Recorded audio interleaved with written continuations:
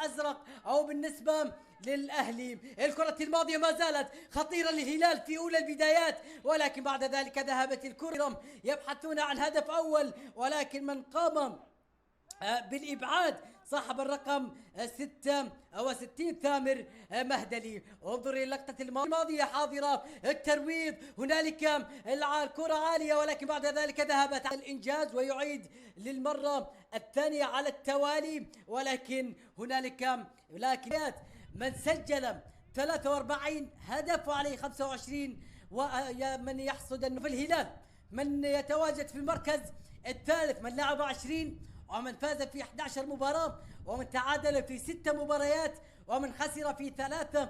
لكن الكرة وصلت إلى سلمان الجدعاني، سلمان بيلعبها إلى الأمام إلى زيد العنزي، التمريرات متناقلة إلى عبد الله، ولكن عادت يلعبها إلى أحمد أبو راسين في الناحية اليسرى من أرضية هذا الميدان، وصلت إلى رمية جانبية. ما زالوا هو الله الله الله يا الله على هؤلاء من يحملون الأرقام بالنسبة للمضيف أو للضيف، بالنسبة للهلالي أو الأهلي هم يحملون الأرقام، يحملون التاريخ، يحمل القدم، وأيضا يحملون ويضعون أساميهم في صفحات التاريخ، في صفحات التاريخ بهدف ثاني يريدون أن يضعون أقدام. أتعبتموني، وما زالت هذه الكرة لا تريد الدخول، لا تريد الدخول العرضية وين، ولكن بعد ذلك ذهبت إلى ضربة ركنية. هات الياعي مستحيل مستحيل على الخطأ في اللقطة الماضية، يتعثرون يسقطون لاعبا تلو الآخر، ولكن الإبعاد